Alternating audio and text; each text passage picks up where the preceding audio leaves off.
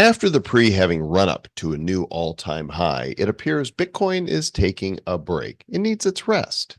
But crypto never sleeps. Roger Ver has been arrested in Spain for tax fraud. CZ's been sentenced to prison, and people are searching for the phrase, buy the dip.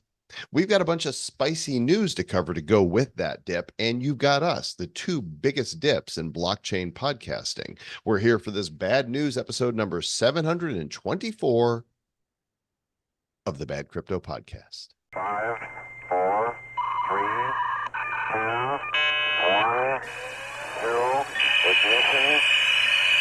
Who's bad?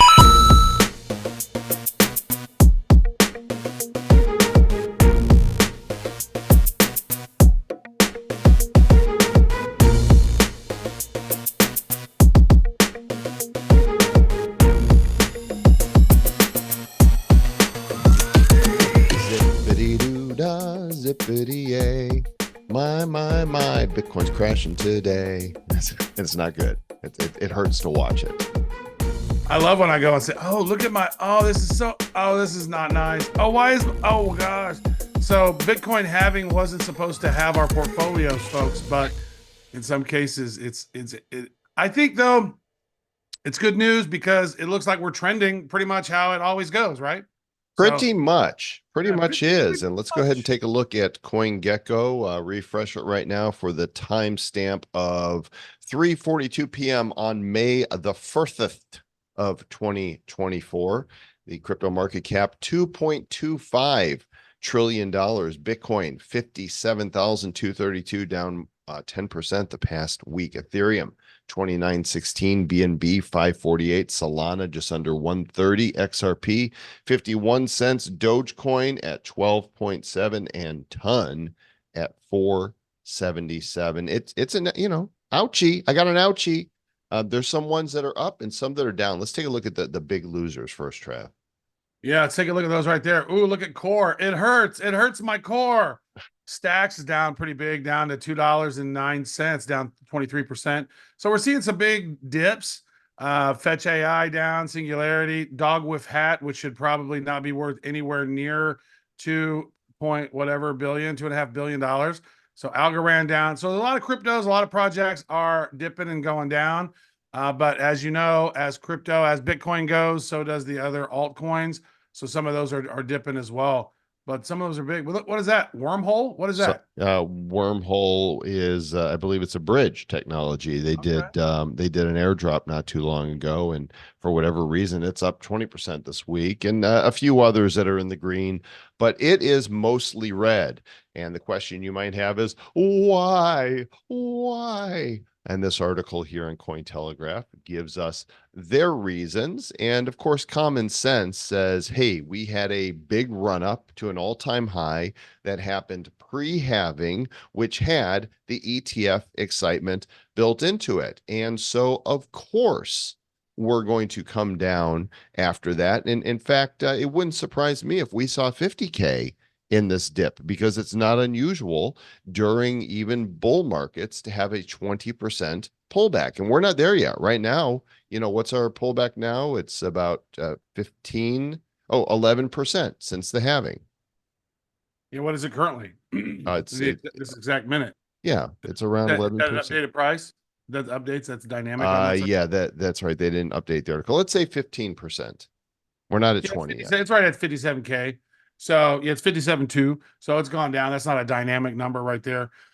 So yeah, but historically, Bitcoin halvings have been followed by a huge rally, right? Mm-hmm. Well, after the 2016 halving, it skyrocketed by 3,000% in 7 months. Now this cycle is a little different from those past trends because of that strong bull run before the halving, led by those Bitcoin ETFs, right? So we did see some all-time highs before the halving. So maybe our time frame is actually scooched up a bit. And if that's the case, we've passed the all-time high at, it's got up to what now? Almost $75,000 as the new all-time high.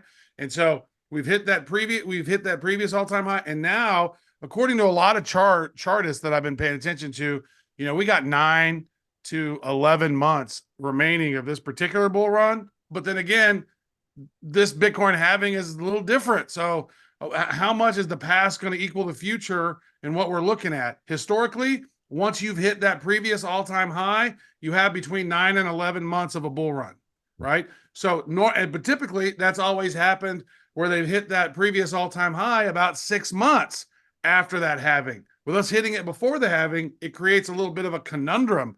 Well, the world is different now too. The macroeconomics, the tension around the world, wars, the fall of fiat currencies. There's just so many changes that you can't say, well, this is just how Bitcoin operates in its own little vacuum, because it's not a vacuum. But we do know this, but it sucks sometimes. Yeah, every time Bitcoin has a 70% or greater decline after its all-time high, we can see the percentage rally. 2013, it went up 2,484%. In the bottom from 2015, it went up 12,800%. After the 2020 bottom, 1,692% from the bottom. And right now, we're at 347% rally. And there's a lot, there's a lot of room to go. But if you look at this, every time it bumps up, there's a pretty significant pullback each time. And so we have not yet seen, in my humble opinion, the real run yet, nor have we seen the true impact of the halving, right? That's going to take some time for that to happen. And there is a new Plan B video that just came out, Travis. And this is the guy that I was telling you that I want to get onto the podcast. He uses the stock to flow model, and religiously, he says, the red dots are where the true bull run happens. And then when the last red dot hits, that is your sell. And if we just look through his video and forward right now, he's tracking to right here. He's saying so here's the blue dots, and the darker the blue goes, the closer you are to going to dark red. And so we are still, we're at almost the darkest blue dots. And then it says it's going to turn red. This is what happens every time. And look at it. Ba, ba, boom. Here you go to red. Ba, ba, boom. Here you go to red. Ba, ba, boom. Guess what? Red's coming. And ba, ba, boom. Ba, ba, boom. So I really, Plan B, if you're listening, we want you to come on the show. I know you like to stay anonymous, but I want to talk about this. We've got a link to this video in the show notes. It's only 12 minutes long. I recommend that you watch this each month when he comes out with them. Show notes are at badco.in/724 is where you will find them. Mm-hmm. Yep. And this is, if you like statistics. I do. I like statistics. You like statistics? I do. Right. So this is showing that since 2013, the major declines of 70% or more. If you like statistics, you want to actually go to that link there on Trade That Swang, do that thing, Trade That Swang. And so they've experienced, Bitcoin's had huge rallies of with an average increase of 3,500%. The minimum rally was 100%. Maximum rally was 12,800%. Now we're not in the low prices anymore. So if you're doing 100%, 200%, 300%, every time that's happening on Bitcoin, like from where we are right now at $57,000, we double that up. We're sitting at $114,000. So it's like 100% increase isn't as much now, right? So we're not going to see those big numbers, but because we're dealing with big valuations of these. And so this right here talks about the frequency and duration of the market phases. Bitcoin tends to, do that decline of 70% or more for about a little over a year and a half. And the bull runs on average are about 12 months. Bear markets last about 9 months. And so this one seemed to last a long time, this last one. But yeah, so here it is. It goes on, it goes up, it goes down. So it looks like we're right in that bull marketplace. It says we have 12 months. I think historically we have between 9 and 11 months. So I think by the end of the year, not financial advice, by the end of December, early January, I think we're a year ahead. Like normally it would last all through 2025, but I don't know. It just seems to me that since we had that ETF pop the price, maybe a little prematurely, historically speaking, that it might have moved the whole bull run up. So, but then again, who knows? So those ETFs are seeing outflows right now. There's not a big demand for people buying them. I know that some of them, I think it's BlackRock that is not selling. Grayscale has been selling. BlackRock is not. They're saying we are not selling our Bitcoin. At least that's what I heard through the some video that I watched today.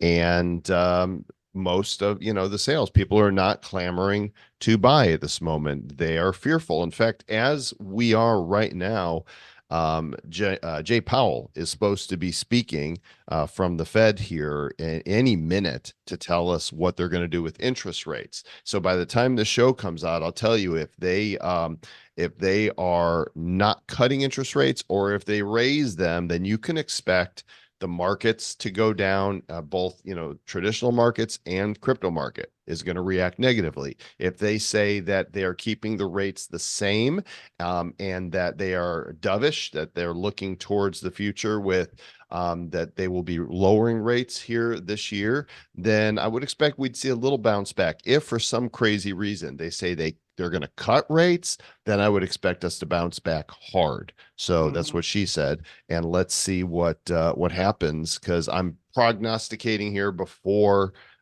he speaks, but that's going to happen probably, maybe even while we're still recording, Trev. Right. Yeah.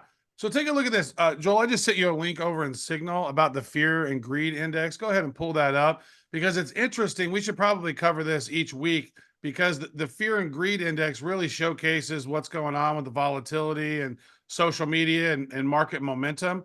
So right now we're sitting at about 50% greed, 54% greed. Yesterday, 67, last week, 72. So you can see here historically on this chart what the fear and greed index has been. We've been in a very greedy sort of area, and it looks like we're probably going to start dipping into some fear as we're moving along here before it starts popping off again. But look at that compared to where it was before. We hit fear and we hit greed way before we would normally hit it. Like it started back in November of October of 2023, a fear index of 53. Then it got up to it was like extreme fear, like extreme greed. But like I was looking at this like 99%, 100% greed. And you're like, dude, typically when you're at that high level, that's a good indicator that the market's about to go down. And I should have followed my instinct and sold some, but I didn't because I'm greedy, Joel. You greedy little monkeys out there.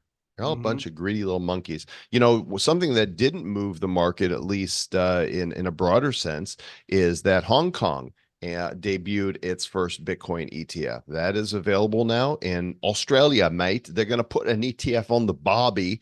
That's going to happen here pretty soon. They're poised for approval. And so that little kangaroo, if you're watching the video version, is standing on the beach waiting for his Bitcoin ETF to be approved. Yeah, he's waiting and waiting. And so there you go. So Hong Kong, they launched theirs in just a couple days ago, right? Yesterday? Yeah, on the 30th of April. So they've launched theirs. Australia, they're prepping for a Bitcoin ETF. So more and more countries are going to launch a Bitcoin ETF. And then, they're already talking about Ethereum ETFs, like BlackRock is thinking about that. They're going to launch their BIDL fund.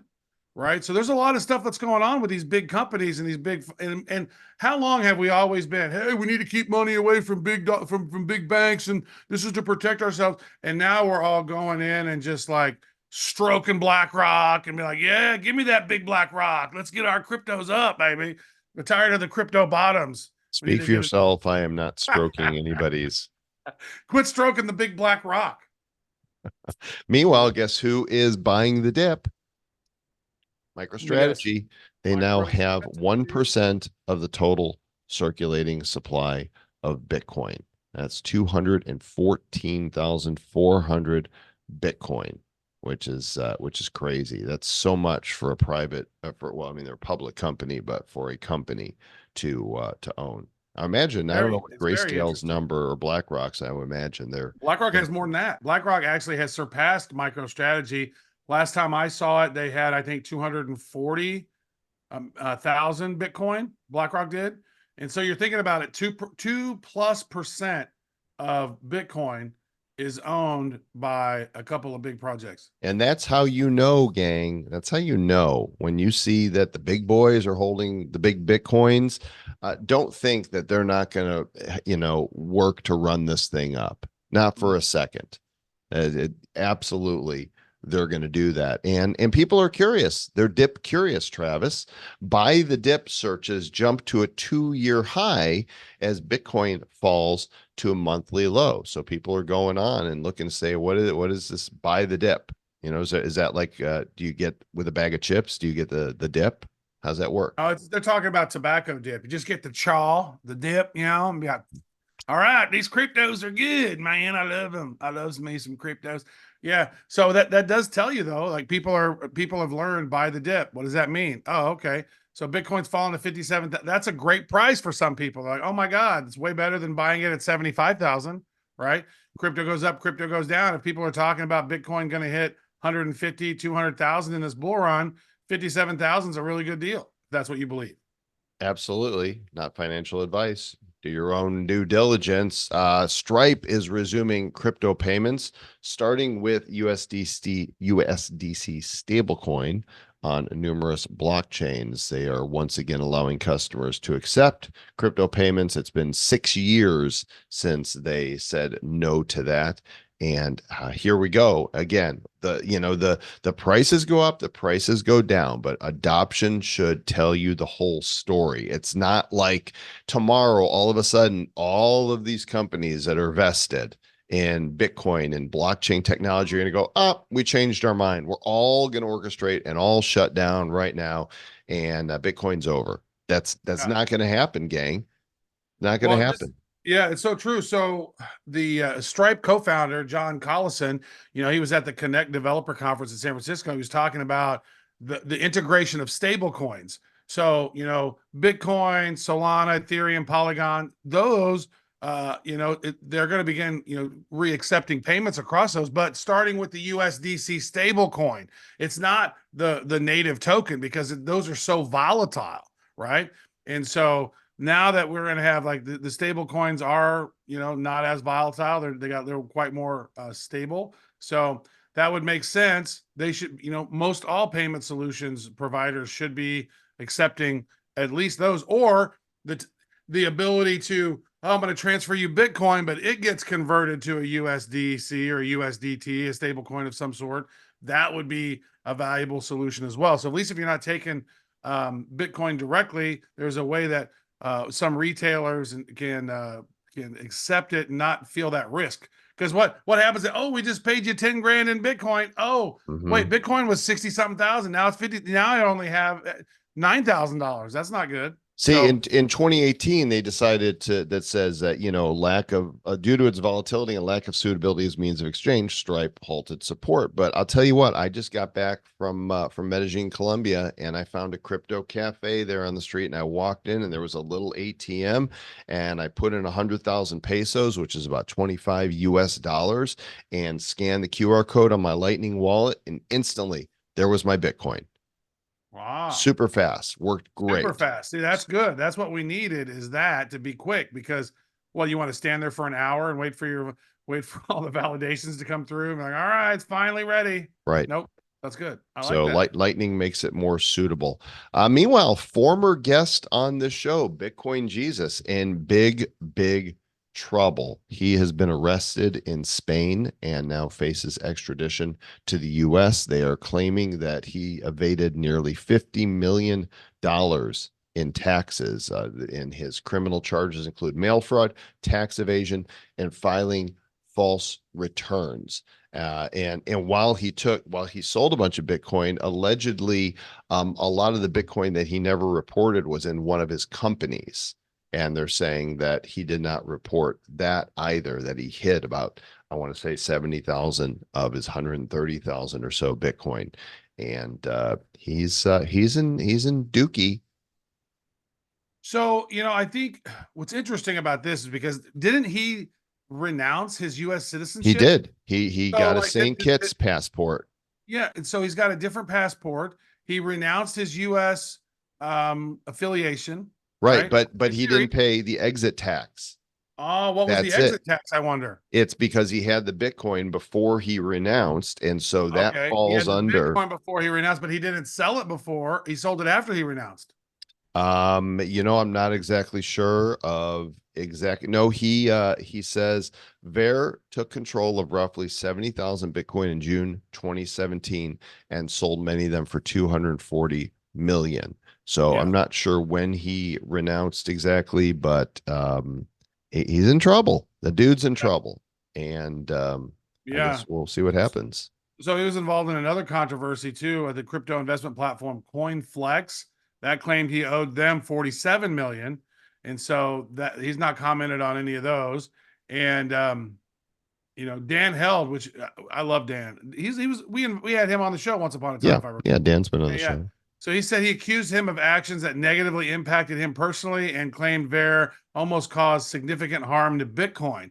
So when you got somebody like Dan Held out there talking shit on Roger Ver, then wow, that's interesting. So I don't know how this is going to play out. I know they're probably going to say, "Hey, I renounced my citizenship," and they're going to be like, "Well, too bad you didn't pay an exit tax." I don't know what that all is, but it seems like there goes SBF. Oh, there goes, CZ, our next news article will talk about that. They're starting to pick off the top people in crypto, seems like, Joel. Yeah, so I just did a quick search on this here, and you can find I came up with greenbacktaxservices.com. There you go. Not a sponsor of the show. U.S. exit taxes, the price of renouncing your citizenship. And it talks about any outstanding taxes you might have here. What's covered if your net worth exceeds $2 million when you renounce, you'll be considered a covered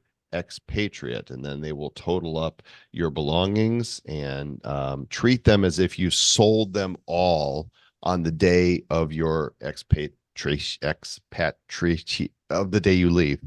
Yeah. Get the hell out of here. And then you got to pay. And there's a way to calculate it. It's probably not cheap because the government is going to get their piece no matter what. So yeah, you mentioned also they print the money out of thin air. It doesn't exist. They print it out of thin air. They tax it with money that didn't exist out of thin air.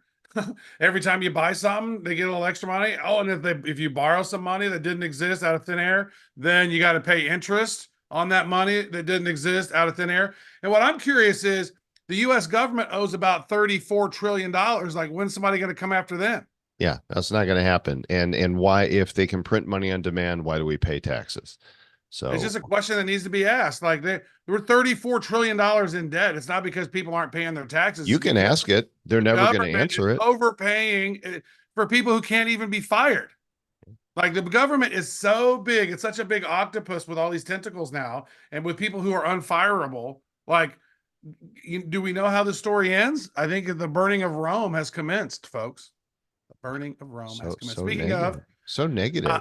Yeah, sorry about that. Former Binance CEO CZ has been sentenced, Sir Lord Joel Comm, for 4 months in prison, which is way less than what Sam Bankman-Fried did, right? So this sentencing is going to take place in the U.S. District Court. It did in Washington, and he's going to have to.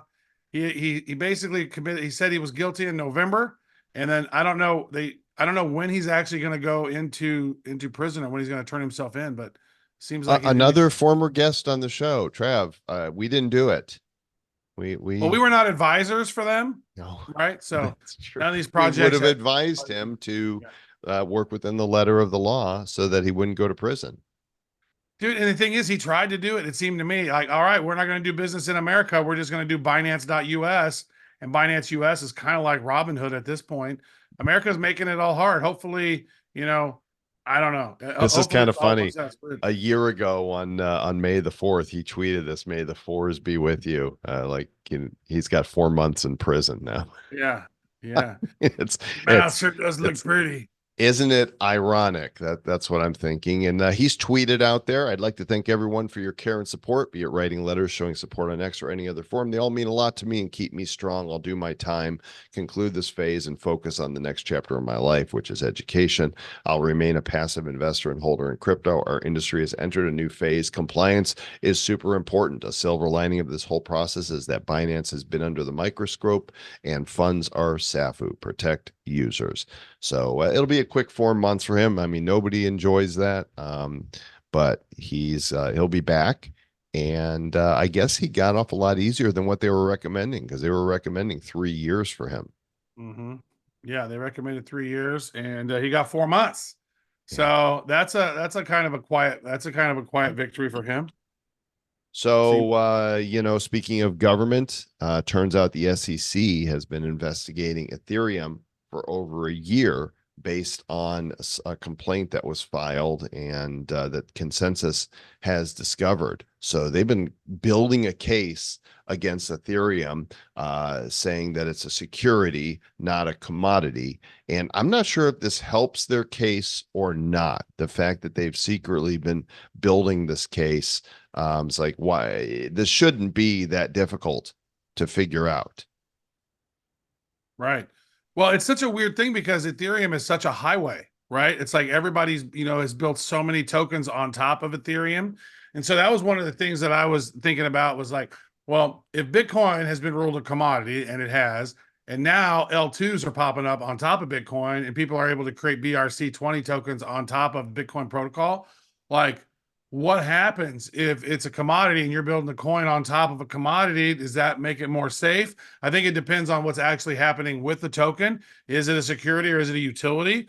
And if then what's going to happen to all these ERC20 tokens? If this is declared a security, then every token that's built on top of ERC, an ERC20 token, is that a security by default? Like, what ends up happening on this? It's going to be wild to think about. So Consensus is suing the SEC, as we mentioned last week. They're saying Ether is not a security and that the investigation is unlawful. And they're saying that the SEC has plans to target the company because of MetaMask. Securities regulators are saying MetaMask is a broker dealer. Now, I don't understand all of the, how the transactions, how they look at that legally, because I don't think anybody's actually ever taking possession of our funds with MetaMask to be a broker or a dealer, right? It's all self-custody. Right. And then as we enter this AI world, which we're in deeply, right? Crypto is going to be what AI is using to pay one another. So what are we going to say, that if you're using AI, then it's a broker dealer too? But it's code managing code.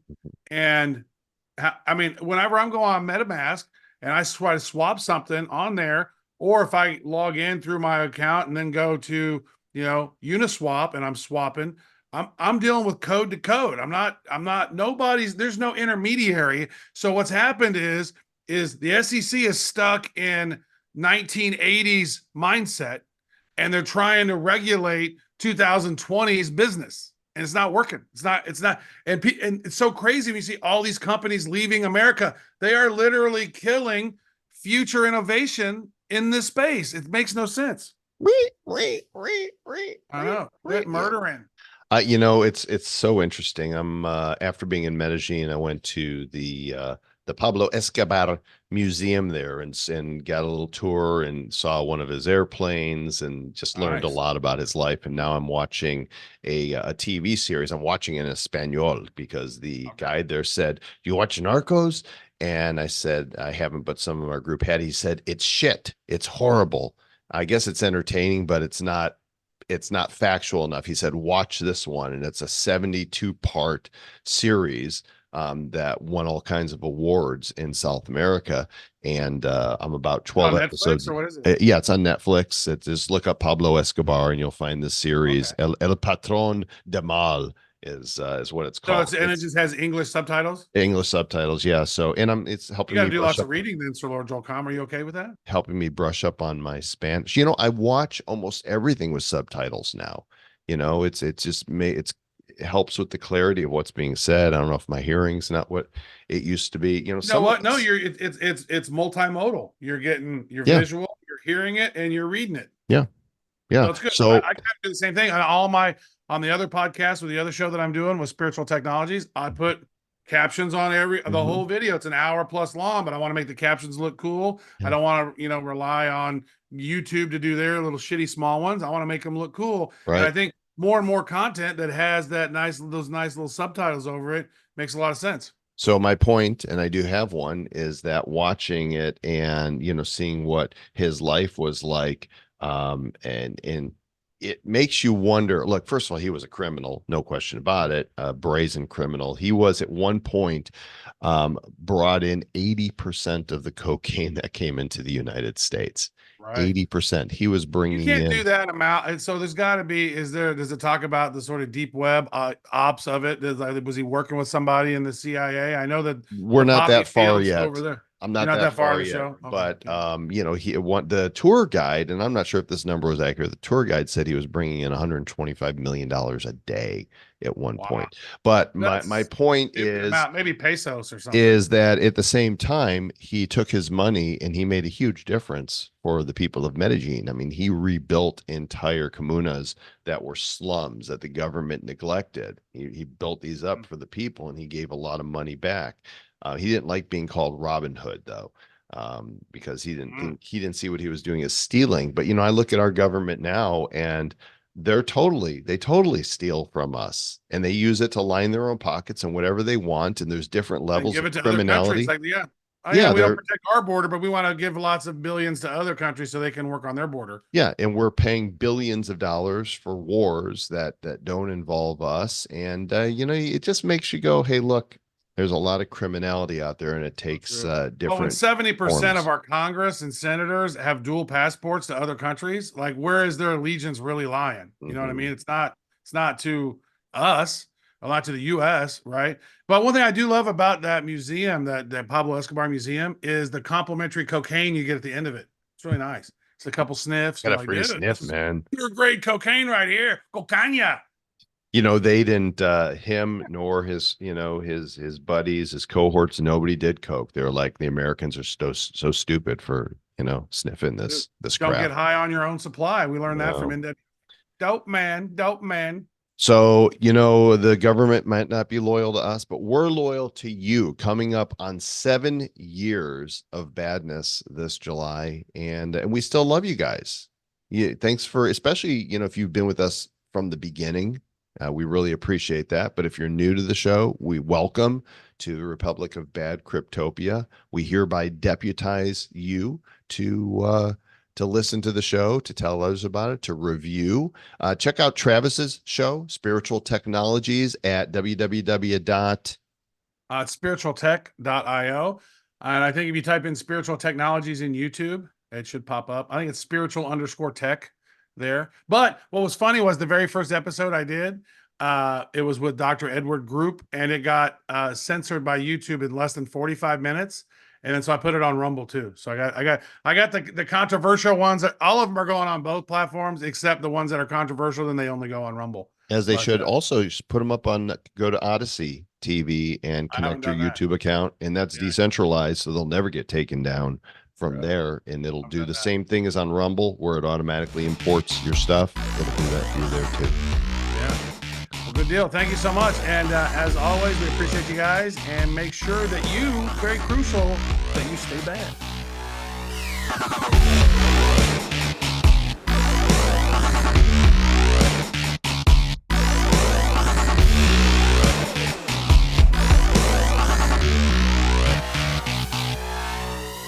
Who's bad?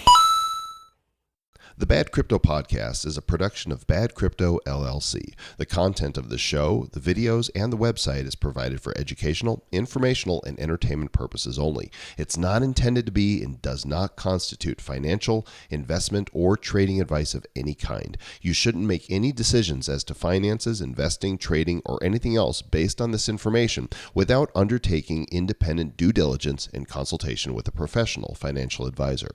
Please understand that the trading of Bitcoins and alternative cryptocurrencies have potential risks involved. Anyone wishing to invest in any of the currencies or tokens mentioned on this podcast should first seek their own independent professional financial advisor. You. Me? Yeah, all of them. Anybody. And if you haven't listened to the previous episode, make sure you start at 1 and just, you got to start now. Come on. What are you doing? Slacker. 7 years of listening to How much time is that? Because on average, each episode is about 45 minutes times 700 something plus the 200 some odd that we did ICO interviews and stuff. So it's like we're closing in on 1,000 of them times 45 minutes. So, you got lots of, you got 45,000 minutes worth of listening enjoyment right there. That is a pleasure for anybody. Good bathroom For listening her too. pleasure. You know what else? When we speak next and the next episode comes out, I will have hit a milestone. Yes. Oh, you will have. Yeah. You will have. Next time we do the show, I will be 60 years old. Woo, 60 What? years young. What? My goodness. Dude, we started this show, you were only 53. I know. And you got your birthday coming up this month too. Yep. Yeah, I'll turn 51, which is crazy.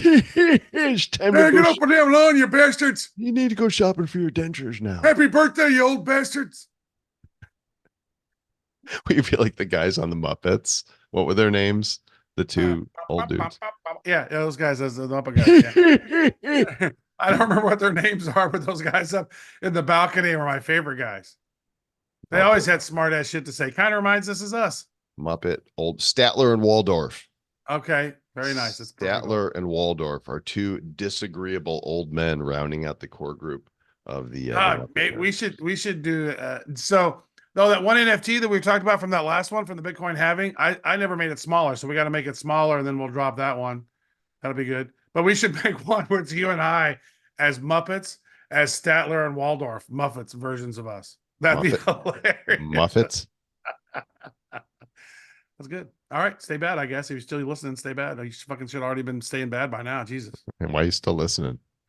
Turn it off. Go to the next show. Why are we still recording? Are we done? Not Can I loud. gotta go take a deuce.